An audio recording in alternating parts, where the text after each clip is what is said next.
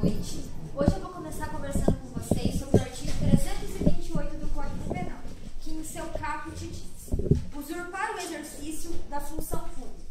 Pena, detenção de 3 meses a 2 anos e multa.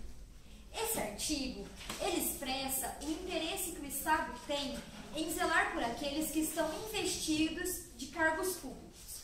O exercício da função pública, usurpar o exercício de função pública, seria investir-se nela e executá-la de forma indevida, sem possuir motivo legítimo para tanto. Para começar, eu vou dar um exemplo. Seria o caso de um bacharel de direito atuar como magistrado, por exemplo. Bom, o bem jurídico penalmente protegido é a administração pública, tanto no campo patrimonial como principalmente no campo moral. Por quê? Porque desempenhar uma função administrativa por uma pessoa estranha aos fatos públicos causa um enorme descrédito para o Estado. Por isso que esse bem jurídico é tutelado. O objeto material é a função pública indevidamente exercida pelo agente. Entende-se por função pública toda atividade desempenhada pelo Estado com o intuito de satisfazer as necessidades e interesses do público. O núcleo do tipo penal é usurpar, no sentido de apoderar-se indevidamente ou exercer ilegitimamente uma função pública. O sujeito ativo pode ser qualquer pessoa, ou seja, estamos falando de um crime comum, que admite o concurso de pessoas, tanto na modalidade de coautoria como de participação. É importante destacar que a doutrina majoritariamente entende que o próprio funcionário público poderá ser enquadrado nesse crime. Por exemplo, ele vai realizar atos que não lhe são próprios da sua função. Um exemplo, um escrivão de polícia realiza atos que são privativos de um delegado de polícia. Porém, se este funcionário público, que também é titular da função, porém está dela suspenso por decisão judicial e ele vir a praticar uma função que não é sua, mesmo sendo funcionário público, e estiver suspenso por decisão judicial, ele não vai ser enquadrado nesse crime, e sim no crime de desobediência de decisão judicial sobre perda ou suspensão de direito, que está definido no artigo 359 do Código Penal. O sujeito passivo é o Estado, mediante a pessoa física ou jurídica que é lesada com a conduta criminosa. O elemento subjetivo é o dolo, independentemente de qualquer finalidade específica. Não existe um especial fim de agir, somente o dolo. E não se admite não é admitida a modalidade culposa nesse crime. A consumação, ele é um crime formal, posto que ele vai se consumar com a simples usurpação da função pública, isto é, com a realização pelo agente de um ato de ofício que não é inerente da sua função ou da qual ele não é titular, em razão de não ter sido legitimamente investido. Então, é um crime formal, porque basta você usurpar a função pública, não tem que ter nenhum resultado. Isso é o caput, depois a gente vai falar sobre a forma qualificada.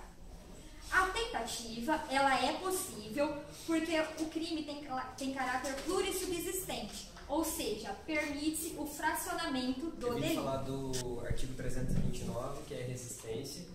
Quando a gente fala da resistência, na acepção da palavra dela, a gente remete à resiliência, que é uma coisa positiva.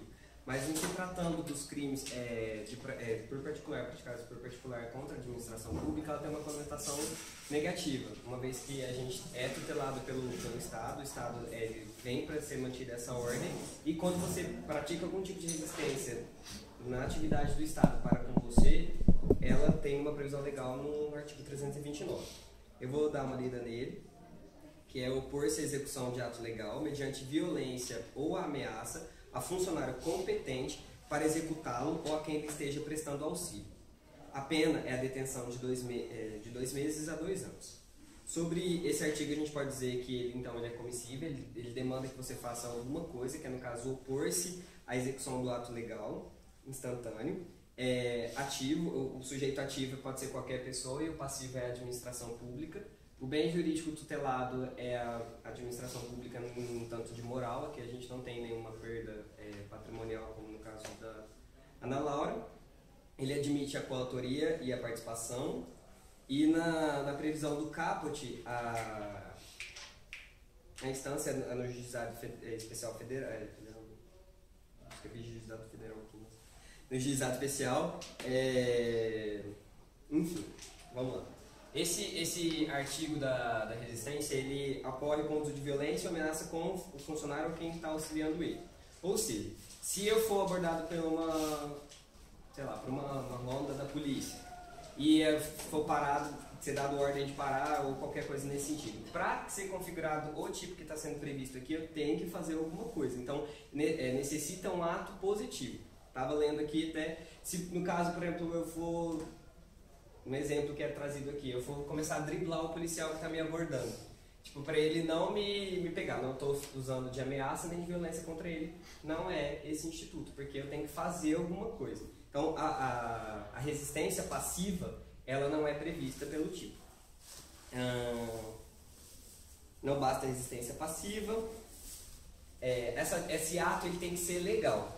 Então, a gente sabe, por exemplo, quando os atos da administração, a polícia é o que eles sempre trazem mais aqui na definição. Se a polícia ela te der uma voz de prisão, você não pode resistir, você tem que estar lá. Se ela te mandar parar, se você for abordado, se for a questão de bafômetro, enfim, de lei seca, todas essas questões. Então são atos que são legais. Se o ato ele é ilegal, como coisas que a gente sabe que é obviamente ilegal, você pode resistir obviamente àquele ato. Exemplo que é trazido aqui, sei lá, se a polícia te mandar fazer uma coisa que você sabe que é completamente ilegal.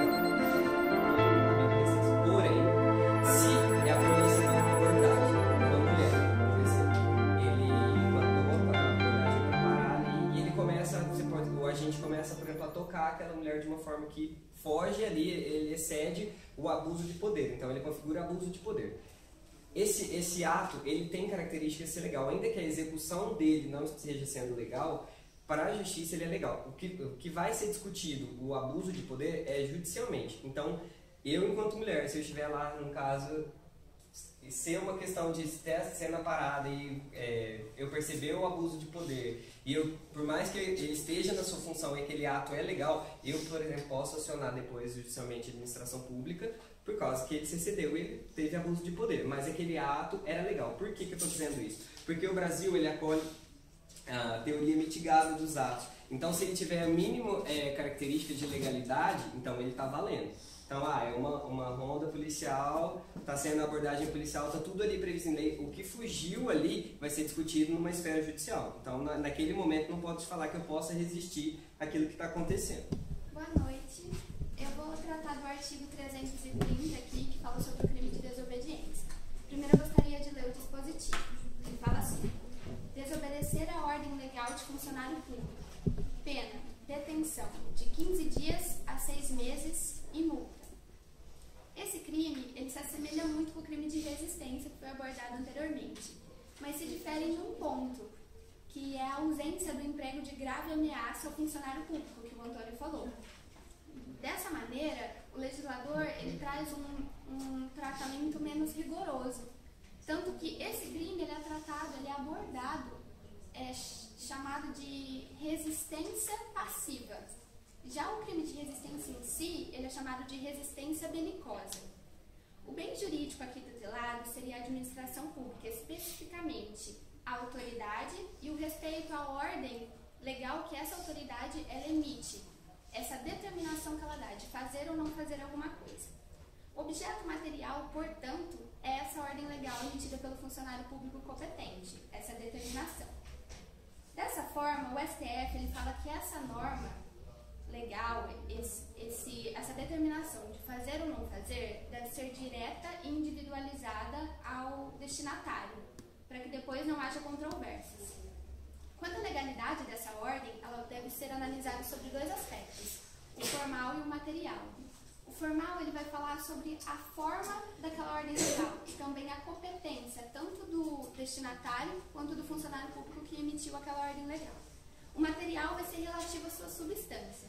Dessa forma, quem desobedecer a uma ordem ilegal não vai cometer o crime de desobediência. Haja visto que nós temos no artigo 5º, inciso 2º da Constituição Federal, que ninguém é obrigado a fazer ou deixar de fazer alguma coisa, senão em virtude de Artigo 331.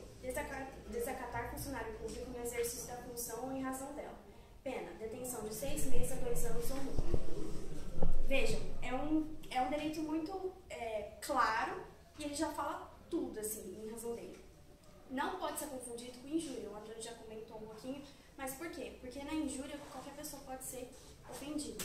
No desacato, o sujeito passivo ele está revestido de uma característica especial, que é de ser funcionário público. Bom, desacatar funcionário público em exercício sua função em razão dela. O que é desacatar? Faltar com respeito, humilhar, menosprezar, afrontar o funcionário público. Então, por exemplo, eu sou parado numa blitz policial e nela o policial me multa por alguma razão.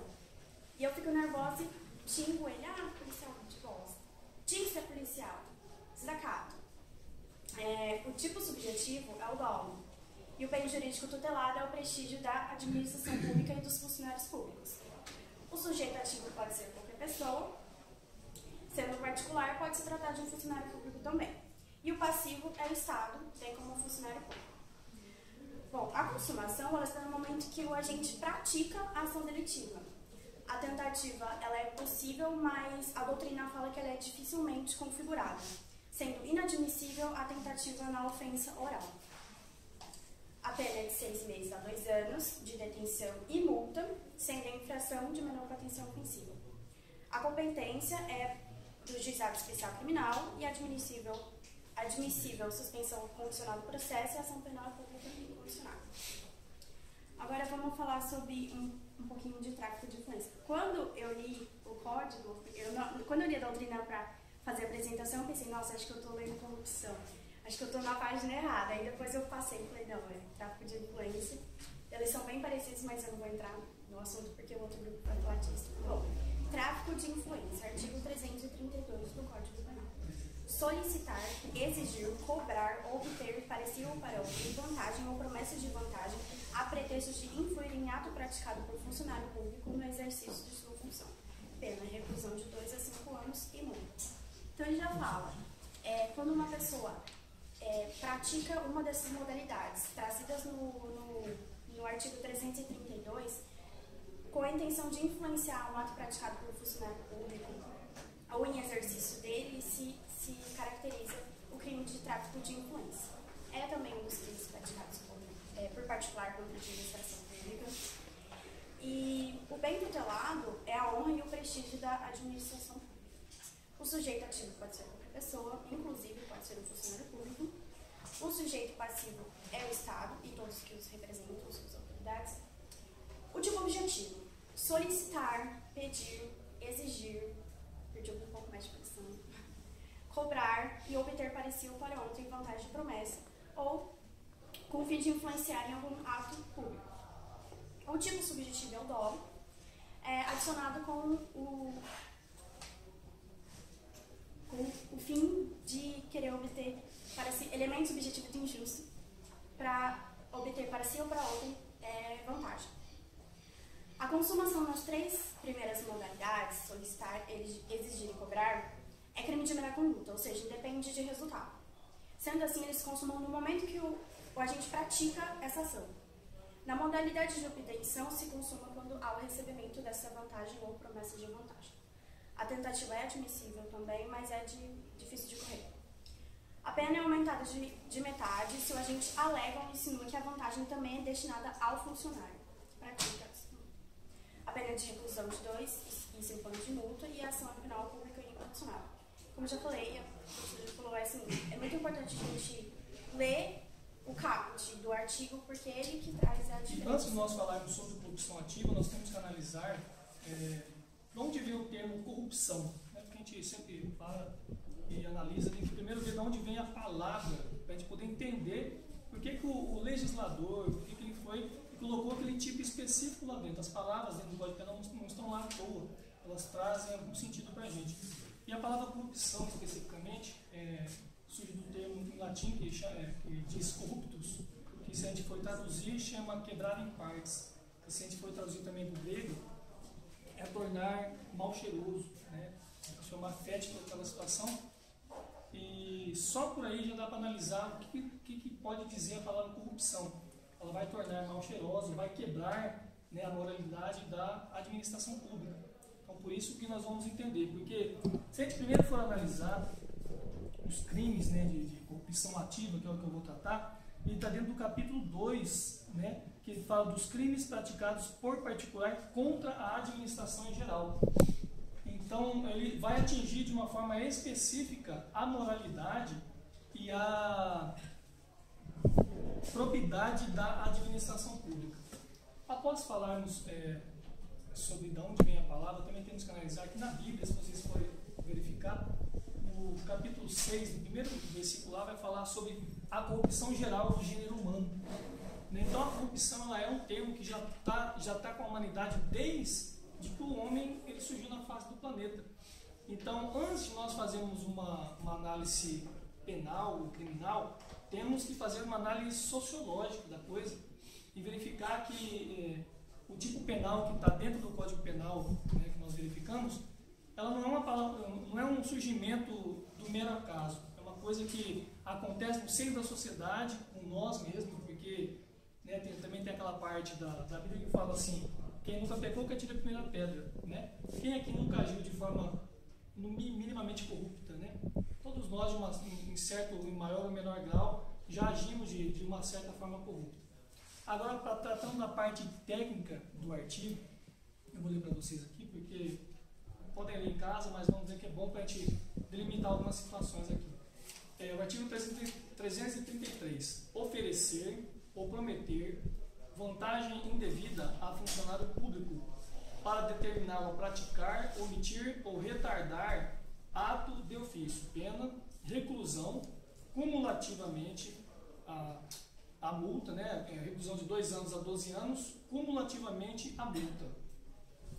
Cabe destacar aqui, como a professora bem pontuou e a colega também falou, que nós, para analisarmos o tipo penal, temos que nos atentar taxativamente ao núcleo do tipo penal.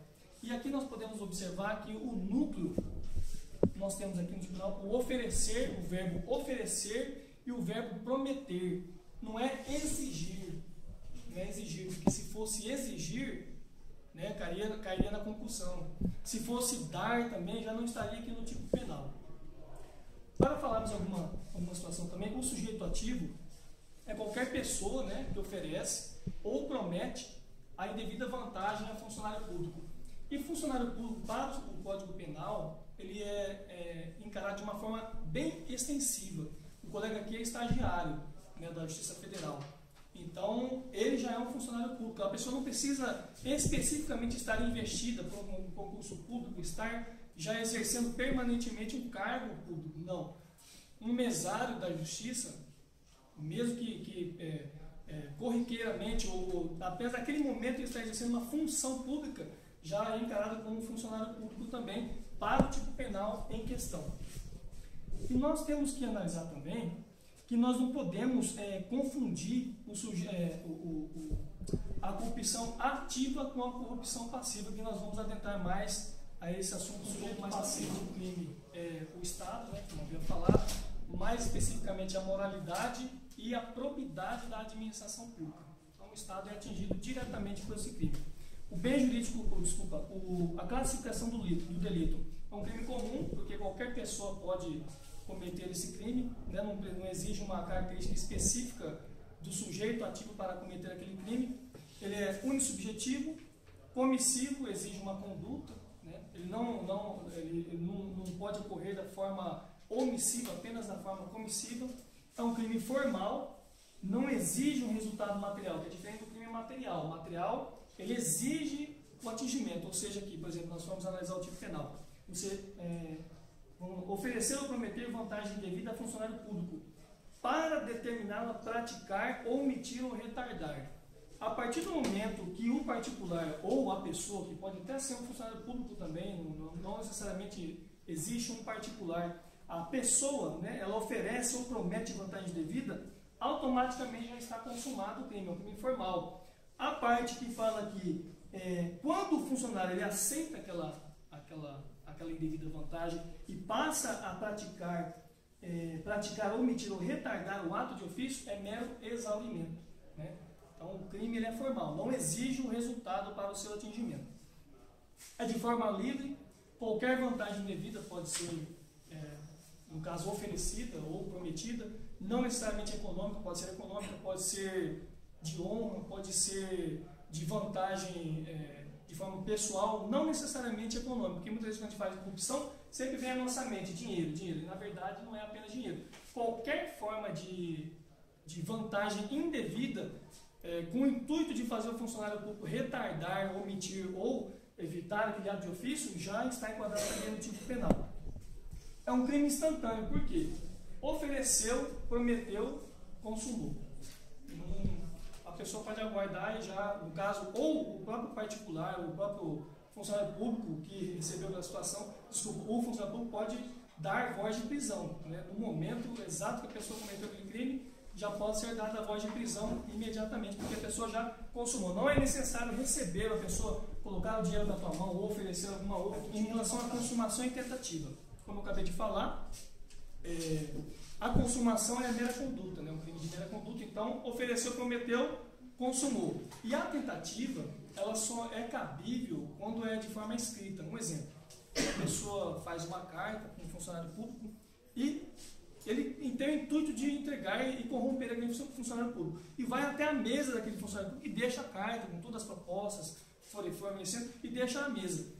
Um outro dia de manhã vem um estagiário, um outro funcionário e pega aquela carta e antes de chegar na mão daquele funcionário que é o objetivo do corruptor, o crime não se consuma da forma plena como está no caput ali. Então a grande parte da doutrina entende que pode haver a tentativa nesses casos, porém muitos não admitem que existe o crime na forma tentada, mas grande parte da doutrina, eu também concordo com ela, que existe essa forma de tentativa do crime de corrupção ativa.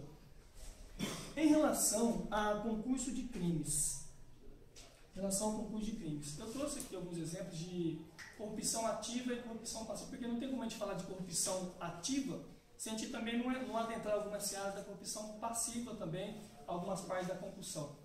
A corrupção passiva, se nós formos analisar aqui, está no artigo 317, olha só, solicitar ou receber, olha o verbo, solicitar ou receber,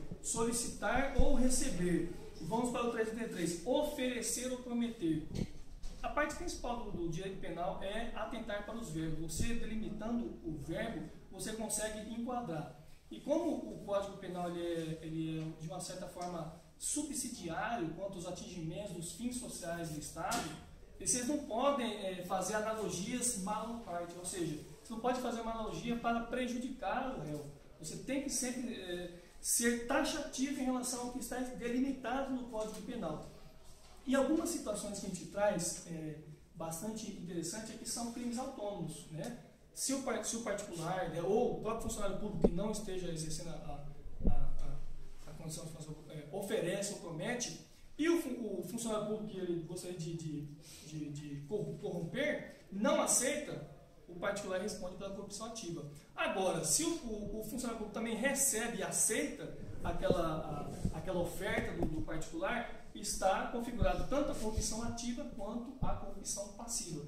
Subsistem independentemente. Bom, segundo a doutrina, esse artigo ele foi tacitamente revogado pela Lei 8.666 de 93, que é a Lei de Licitações, no artigo 93 e 95. O artigo 93 ele fala o seguinte, que na verdade ele revogou tacitamente a primeira parte do 335 do Código Penal. Impedir, perturbar ou fraudar a realização de qualquer ato de procedimento licitatório. Pena, detenção de 6 meses a 2 anos e multa.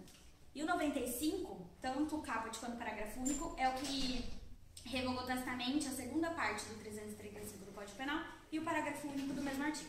afastar ou procurar afastar licitante por meio de violência, grave ameaça, fraude ou oferecimento de vantagem de qualquer tipo.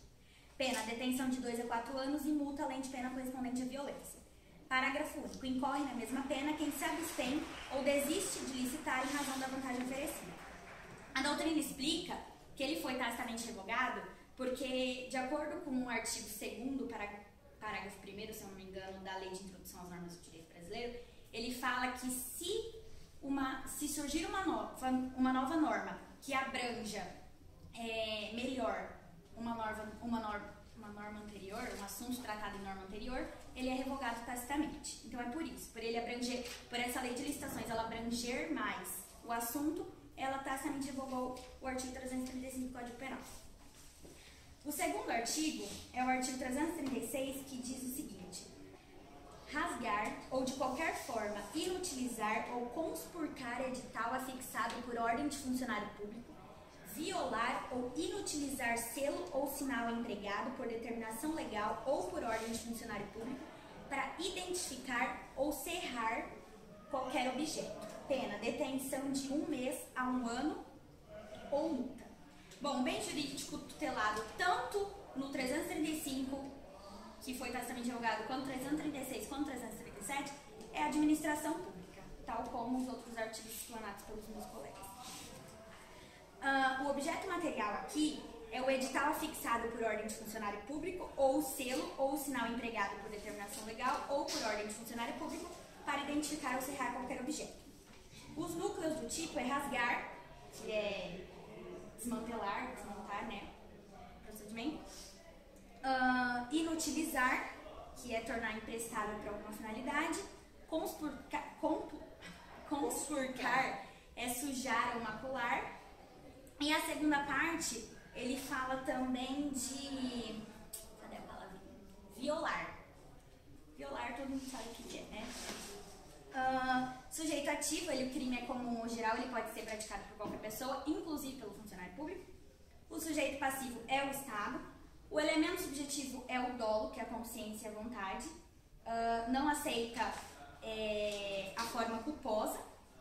A consumação, ele é um crime material, porque ele depende do resultado naturalístico para se consumar. A tentativa, ela é permitida, porque ele tem um caráter puro e subsistente, ou seja, o intercrimes ele pode ser fracionado. A ação penal é pública e incondicionada, o Ministério Público não precisa de representação para iniciar a persecução penal, se presentes requisitos, ele pode entrar com ação. E pela pena mínima combinada em abstrato ser de 1 ano, de 1 ano, ele cabe na lei ele é de competência do Juizado Especial Criminal, que é a Lei 9.999, de 95, e é isso. Ele é material, porque ele se consome para a produção do resultado, ele é de dano, porque ele provoca lesão ao interesse da administração, ele é normalmente comissivo, instantâneo, em regra pura e subsistente, que admite tentativa, como eu falei. O artigo 337, ele vai dizer: subtrair ou inutilizar total ou parcialmente livro oficial, processo ou documento confiado à custódia de funcionário em razão de ofício ou de particular em serviço público. Pena, reclusão de 2 a 5 anos se o fato não constitui crime mais grave. Bom, ele é praticamente, os requisitos são os mesmos praticamente do artigo anterior. O bem jurídico também é administração pública. O objeto material é o livro oficial, processo ou documento confiado à custódia de funcionário em razão do ofício ou de particular em serviço público. O núcleo do tipo é subtrair, retirar, né? Inutilizar, que é tornar emprestável para determinada finalidade. O sujeito ativo, ele é um crime comum que também pode ser praticado por qualquer pessoa, inclusive funcionário público. O sujeito passivo é o Estado.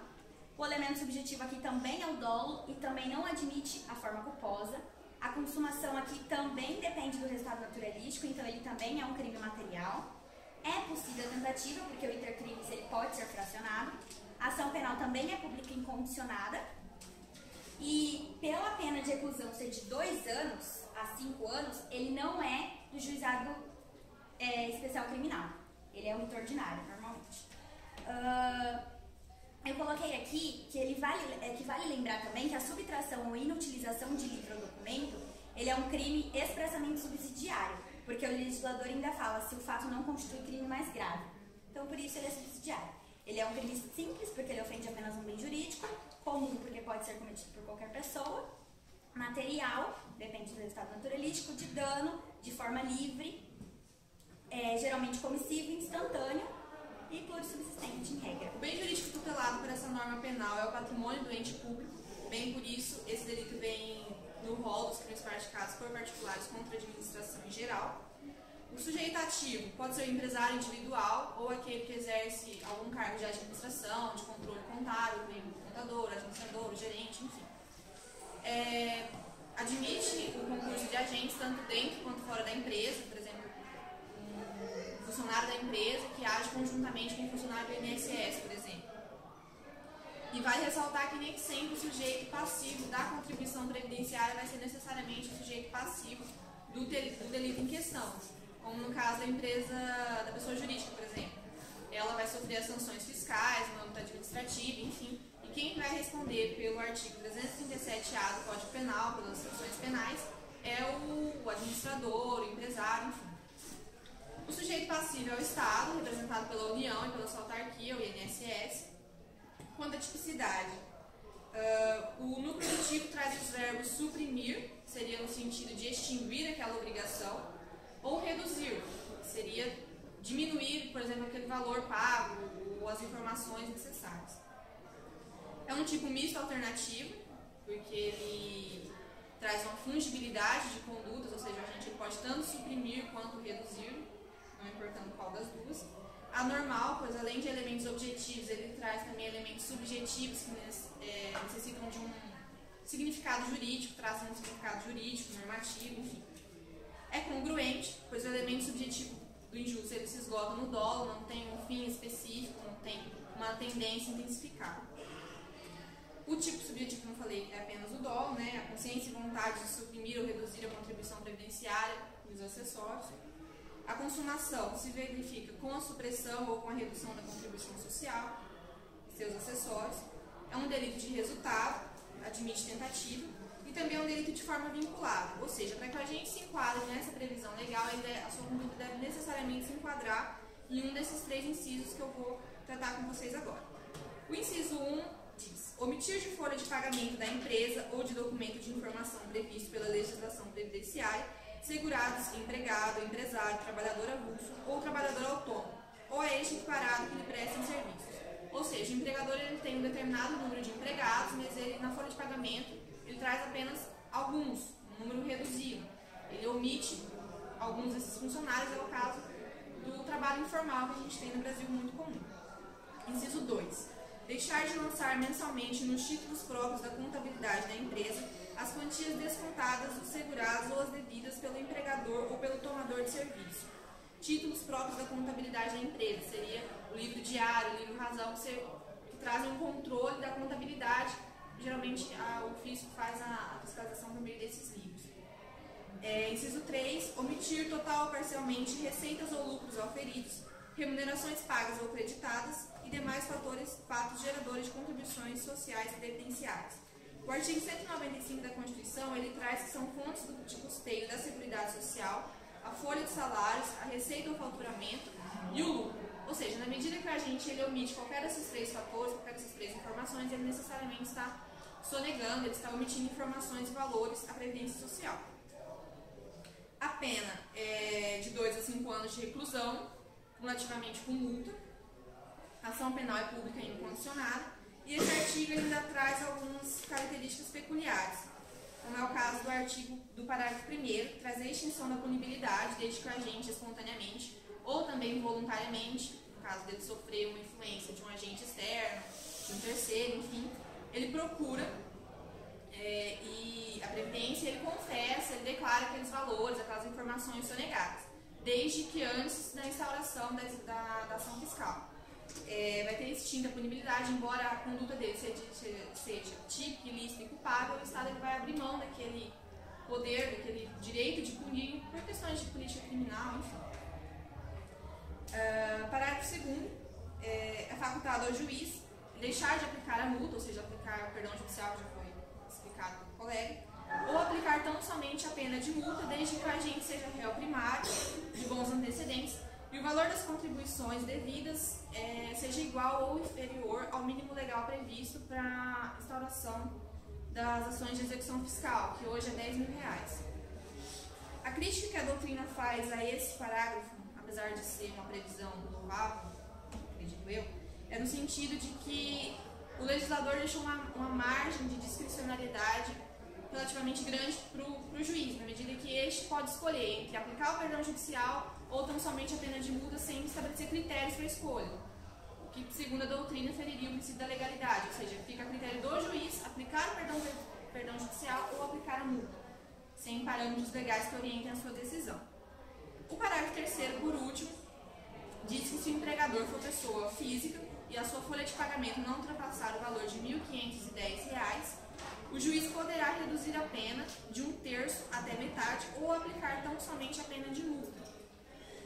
A questão doutrinária que versa acerca desse parágrafo é no sentido de que, apesar do texto legal trazer a palavra poderá reduzir, na verdade, essa benesse trata de um direito público subjetivo do réu. Então, desde que ele se enquadre nessa previsão legal, que ele preenche os requisitos legais, ele faz direito a essa redução ou a aplicação tão somente da multa, não se tratando de uma faculdade do juiz. Então, esse não poderá, ele deverá reduzir a pena.